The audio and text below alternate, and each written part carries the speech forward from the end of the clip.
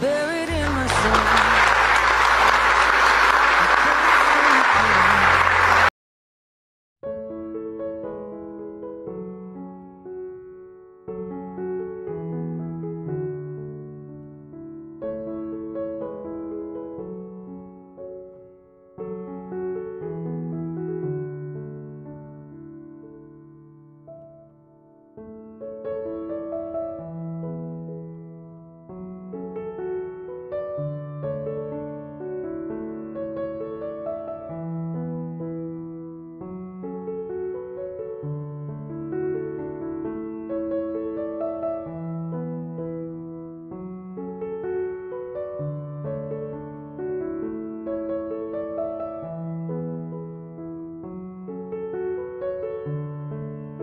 The alliance of those who believe in our great Judeo-Christian tradition.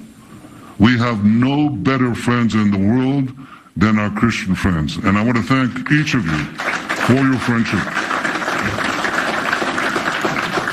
And it's no accident that in Israel, that's the only place in the Middle East where Christians are free to practice their faith, complete religious freedom for all, and especially for Christians who are constantly under attack in the Middle East. Constantly. You know, at the beginning of the 20th century, the Middle East had 20% of its population was Christian. It's down to 4% today, including in the city of Bethlehem, that used to be predominantly Christian, it's down to 20%. And what we want to do in Israel is to continue to guard the religious freedom of all. And our Christian friends recognize us, and they appreciate that for this reason as well. So thank you. Thank you for your solidarity, always. And I think it's also an important fact that you mentioned, Michael, that with the pictures that flashed on the screen for a minute, it's important to understand that Jewish political Zionism would not have been possible with the 19th century Christian Zionism that preceded it, and in fact helped steer the course of modern Zionism.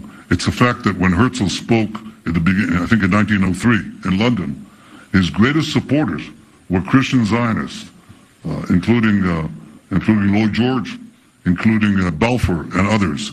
So there's an intimate relationship between Christian Zionism and Jewish Zionism, and one helped make the other possible.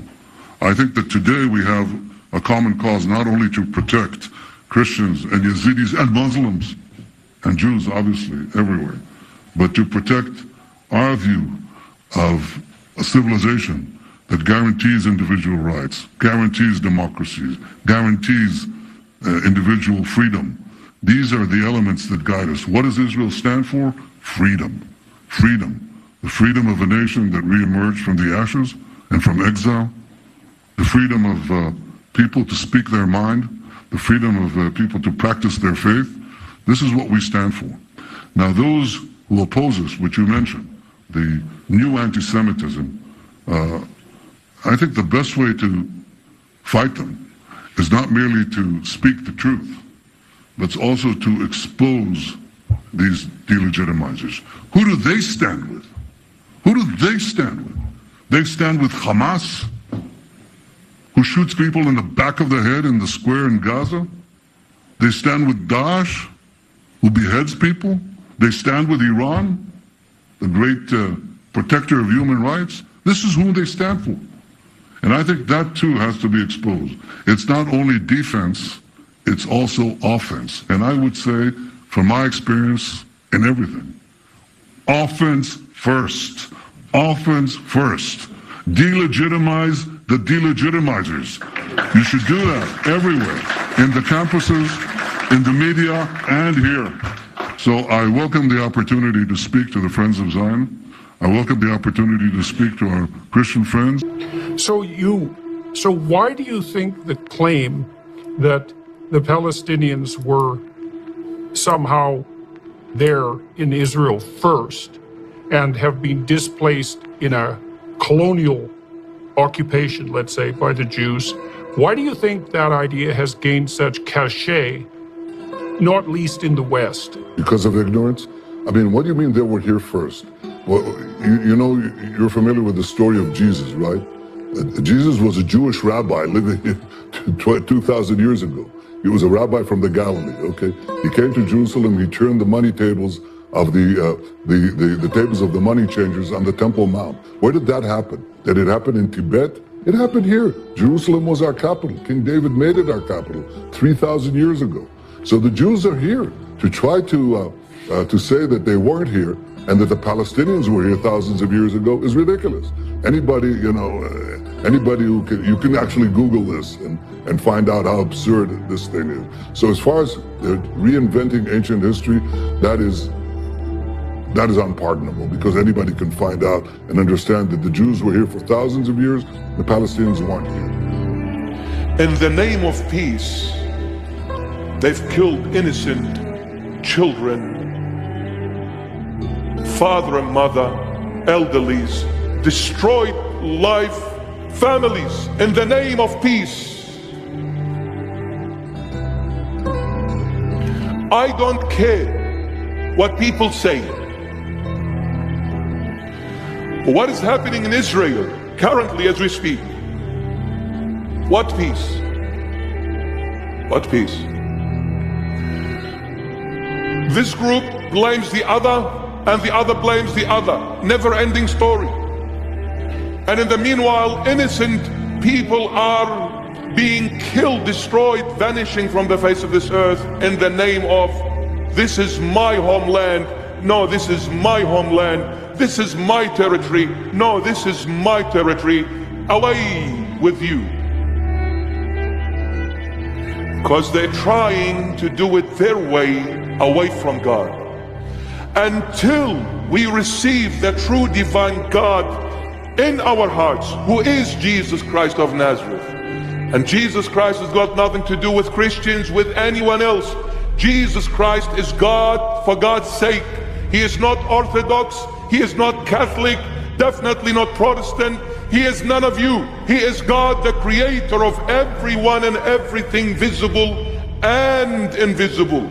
Until we come and have this true divine God, Jesus Christ of Nazareth, in our hearts, we will never ever find peace. Period. Never.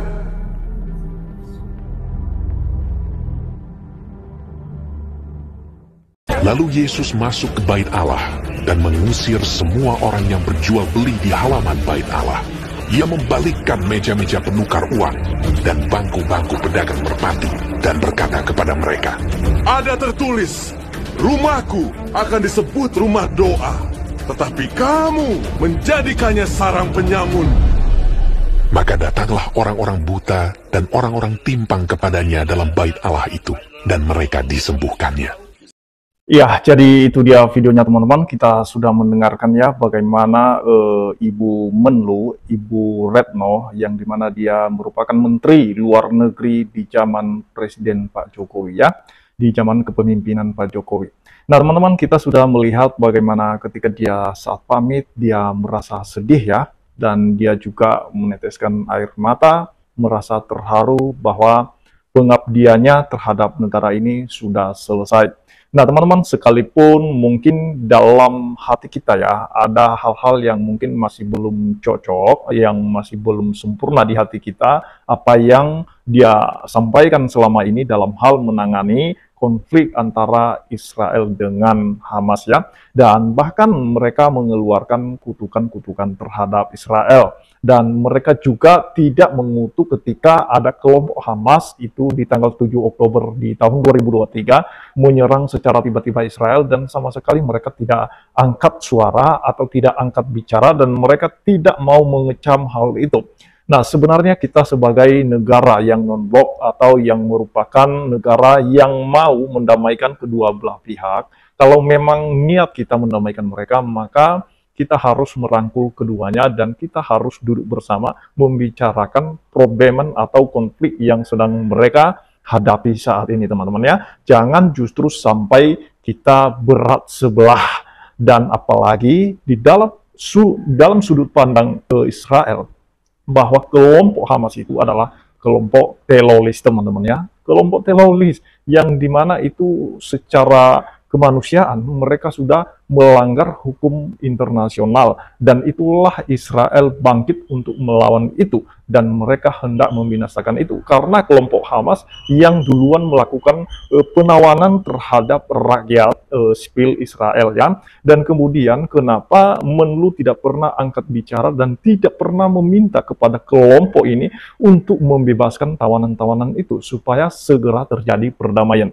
Nah, itu dia kenapa tidak disuarakan, kenapa tidak didesak supaya segera dibebaskan para tawanan atau para sandera, teman-teman, ya.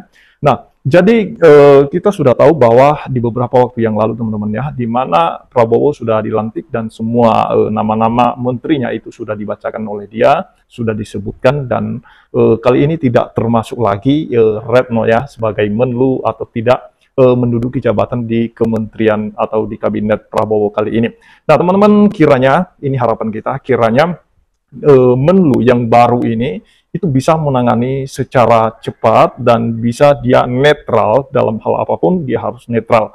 Jangan sampai mengulangi kesalahan yang dilakukan oleh pejabat-pejabat sebelumnya. Nah, jadi itulah yang memicu semakin memanasnya Timur Tengah, karena memang banyak negara yang tidak berdiri sebagai pendamai, teman-teman, ya. Ini dugaan saya dan ini sudut pandang saya, bahwa memang betul sesuai dengan berita-berita yang disampaikan di media sosial, khususnya dari sumber media Israel, dan memang banyak negara-negara yang seolah-olah mendukung kelompok ini yang melakukan penawanan terhadap warga sipil Israel, ya. Sehingga Israel itu bisa membalas lebih dari apa yang dilakukan oleh kelompok ini, teman-teman. Dan kita berharap, seperti apa yang disampaikan oleh Netanyahu juga, dia mengerti, dia tahu, dia paham siapa teman baik mereka di dalam dunia ini. Dia berkata tadi bahwa tidak ada teman baik kami di bumi ini selain umat Kristen. Kenapa, teman-teman? Apakah Kristen mendukung perbuatan-perbuatan yang dilakukan Israel untuk melakukan hal-hal yang memakan korban jiwa? Tidak, teman-teman, ya. Kristen tidak mendukung hal itu, tidak mendukung kejahatan terhadap kemanusiaan. Tetapi Kristen itu tidak pernah mengutuk yang namanya Israel, karena Israel adalah nama lain dari Yakub, keturunan Ishak atau cucu Abraham. Dan itu ada perjanjian antara Allah dengan Yakub ini, sehingga ketika dia bergulat melawan seseorang dan kemudian dia dinyatakan menang, teman-teman, ya, sehingga disitulah diubah namanya. Bukan lagi Yakub, melainkan Israel. Dan bahkan ada perjanjian bahwa Allah memelihara, menjaga Israel dan keturunannya sampai saat ini. Barang siapa mengutuk Israel, dia akan dikutuk. Barang siapa memberkati Israel, dia akan diberkati. Israel dinyatakan oleh Tuhan sebagai biji matanya Tuhan. Barang siapa menentang Israel, sama halnya dia menentang Tuhan. Dan itu yang harus diwaspadai oleh dunia. Nah, tetapi memang Allah yang adil. Sesekali Israel itu dihajar oleh Tuhan. Kenapa? Ketika mereka melakukan kesalahan, pelanggaran, jangan kita berpikir bahwa Israel itu selalu menang dalam perang. Tidak, karena jauh sebelumnya juga dalam catatan sejarah Alkitab, itu dicatat bahwa Israel juga pernah kalah. Bahkan ketika mereka melakukan dosa dan berbuat setia terhadap Tuhannya, mereka diserahkan ke tangan bangsa-bangsa, bahkan itu sampai dibuang ke Babel, teman-teman, ya. Nah, jadi artinya itulah bukti kasih Tuhan kepada mereka. Dan tidak cukup sampai Israel diserahkan, tetapi Allah mengambil mereka kembali. Bagaimana kasih Tuhan itu yang tidak pernah berubah atas Israel. Nah, teman-teman, itu yang perlu saya sampaikan kepada kita semua, dan kiranya bisa kita mengerti, memahami, dan yang terutama kita berdoa, khususnya buat perdamaian di Timur Tengah. Kiranya Tuhan memberikan damai sejahteranya atas Timur Tengah. Demikian yang saya sampaikan, kiranya Tuhan Yesus memberkati kita semua. Shalom.